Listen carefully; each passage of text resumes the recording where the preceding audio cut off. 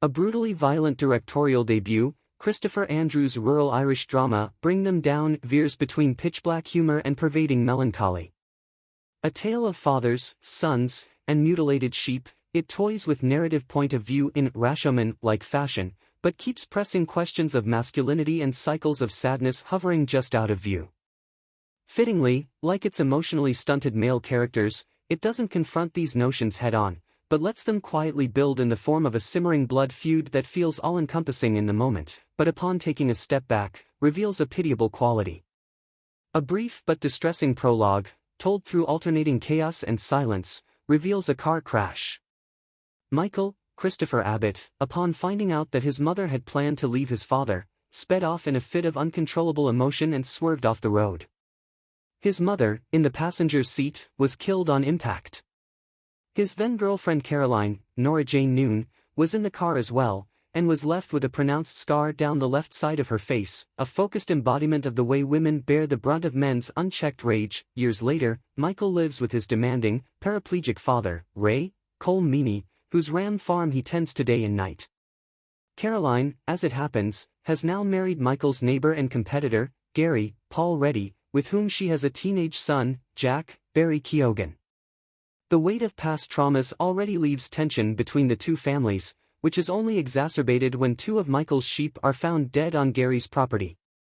Before long, things escalate and cause further suspicion, when many more of Michael's livestock are badly maimed, leaving him to put them down, one by one. By unveiling this silent storm from Michael's perspective, Bring Them Down creates a disconcerting aura about Gary and Jack, accompanied by a thumping, off-kilter score, as they act neighborly towards Michael in one moment, while approaching him with an icy chill in the next. Further complicating matters is the fact that Caroline still approaches Michael with a kindly demeanor, and a warmth she no longer seems to have for her husband. Michael, however, can't help but be reminded of his actions each time he looks at her face, who exactly is responsible for each new violent turn, and more importantly, why, comes to light gradually, but with intention. For much of the movie's first half, Andrews sends Michael journeying through nighttime landscapes, which obscure violent imagery before revealing it at specific, gut-churning moments, in order to either gather his flock, or enact revenge on a father-son duo who seem downright sociopathic. However, when the film doubles back and unfurls new layers to its seeming antagonist, Michael begins to come off equally unhinged, plunging all three men, if you count Ray, into a deeply dispiriting and at times bleakly funny tale in which bloodshed is all but inevitable. Although no character ever expresses any religious or superstitious beliefs, then again, as with holding men with stiff upper lips, they don't express much in words to begin with. The initial premise of Bring Them Down feels almost cursed. Michael's sheep are no doubt innocent victims in something larger, but the looming sense that he might deserve this punishment for his past sins, or at least, might believe he does, is inescapable, imbuing the film with a purgatorial quality. Meanwhile, the pressures placed on him by his father, and placed on Jack by Gary, set Abbott and Keoghan's characters on a collision course, and draw from both of them quietly troubled performances, which occasionally build to disquieting outbursts.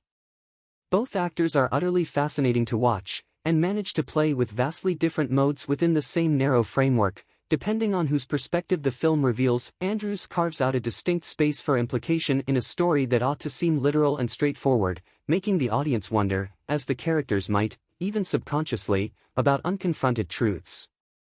Ray, for instance, is unaware of Michael's part in his wife's death, though he often laments her passing out loud in front of him, as though he were challenging him in some form.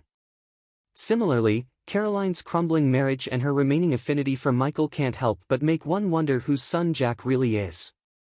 This question is never broached explicitly, but it takes on a greater thematic significance, in the context of the film's father-son musings.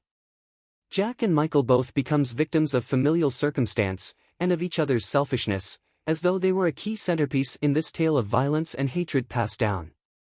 When things finally erupt between them, Bring Them Down pulls back on its heightened, revenge movie visual parlance, and instead robs the two families' brewing conflict of any discernible allure.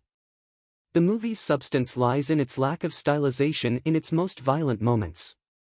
This makes its vicious characters seem pathetic by the end, as though the roles they were pushed into by forces greater than themselves. their fathers, their lineage, their financial circumstances, have all but reduced them to squabbling children. It's grimly funny, and hilariously sad.